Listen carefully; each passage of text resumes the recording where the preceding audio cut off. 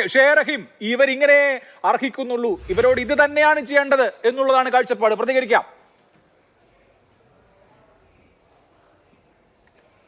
ഒന്ന്, ഈ ചർച്ചയിൽ BJP ഒരു ചാനലിലേക്കും അവരുടെ പ്രതിനിധിയെ അയക്കുന്നില്ല എന്ന് തീരുമാനിച്ചു.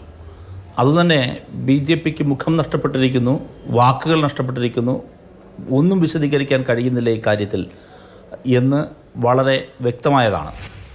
BJP അനുകൂലിക്കുന്ന ഒരു വ്യക്തിയാണ് ഇവിടെ ചർച്ചയിൽ പങ്കെടുത്ത് അദ്ദേഹത്തിൻ്റെ വ്യക്തിപരമായ അഭിപ്രായങ്ങൾ പറഞ്ഞത്. തീർച്ചയായും ഇതൊക്കെ തന്നെയായിരിക്കും BJPക്ക് വന്നാലും ന്യായീകരിക്കാനുണ്ടാവുക എന്ന് വ്യക്തമാക്കുന്നു. അദ്ദേഹം പറഞ്ഞതിൽ വസ്തുതാപരമായൊരു പിശകുണ്ട്.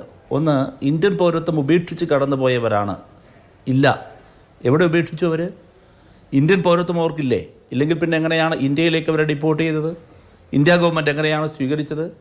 ഇന്ന് പാർലമെൻറ്റിൽ ശ്രീ ജയശങ്കർ വളരെ കൃത്യമായി പറഞ്ഞു, വന്നിറങ്ങിയ മുഴുവൻ പേരെയും ഞങ്ങൾ പരിശോധിച്ചു, മുഴുവൻ പേരും ഇന്ത്യൻ പൗരന്മാരാണ്.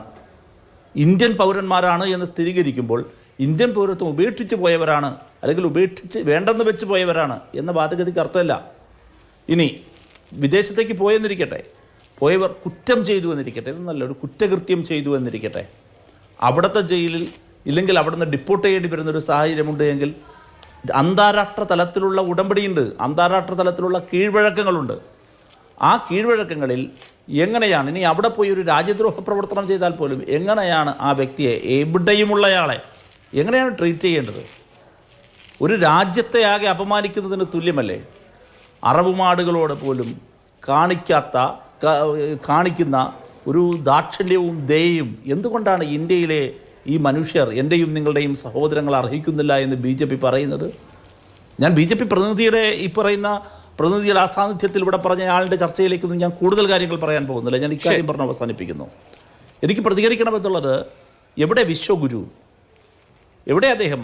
മൈ ഫ്രണ്ട് എന്നാണല്ലോ ട്രംപിനെ വിശേഷിപ്പിച്ചത്. ആ ട്രംപിനെതിരെ ഒരു അക്ഷരം മിണ്ടാൻ എന്തുകൊണ്ട് തയ്യാറാകുന്നില്ല?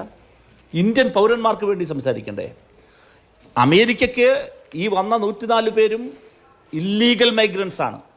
ഇന്ത്യയെ സംബന്ധിച്ച്, മോദിയെ സംബന്ധിച്ച്, ജയശങ്കറെ സംബന്ധിച്ച്, എന്നെ സംബന്ധിച്ച്, നമ്മളെല്ലാവരെയും ഈ രാജ്യത്തിനെ സംബന്ധിച്ച് അവർ ഇന്ത്യൻ പൗരന്മാരാണ്. യെസ്, അവരെ അവിടെ നിന്ന് ഡിപ്പോർട്ട് ചെയ്യാൻ പോകുന്നു, ഭ്രാന്തമായ തീരുമാനങ്ങളുമായി ട്രംപ് മുന്നോട്ട് പോകുന്നു എന്നറിഞ്ഞിട്ട് എത്ര ദിവസമായി?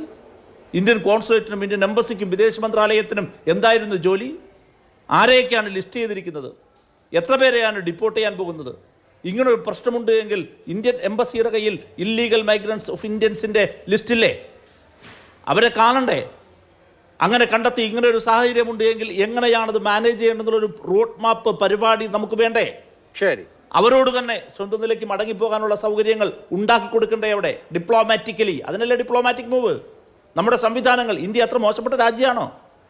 നമ്മളെക്കാൾ ദുർബലമായ രാജ്യങ്ങൾ, സാമ്പത്തികമായി, ഭൂമിശാസ്ത്രപരമായി, ജനസംഖ്യാപരമായി, അല്ലെങ്കിൽ സായുധമായി ഒക്കെ നമ്മളെക്കാൾ ദുർബലമായ രാജ്യങ്ങൾ അമേരിക്കയുടെ ഈ നെറുകേടിനെതിരെ, ഈ മനുഷ്യത്വ വിരുദ്ധമായ നീക്കങ്ങൾക്കെതിരെ ശക്തമായി നെഞ്ചുറപ്പോടെ എഴുന്നേറ്റ് നിന്ന് വർത്തമാനം പറയുമ്പോൾ എവിടെ വിശ്വഗുരു എന്നാണ് ഞങ്ങൾ ചോദിക്കുന്നത്. എവിടെ വിശ്വഗുരു? എവിടെ നമ്മുടെ രാജ്യം എന്നാണ് പ്രതിപക്ഷം. രാജ്യത്തിന്റെ പ്രധാനമന്ത്രി എവിടെ? ശരി, അതാണ് ചോദ്യം.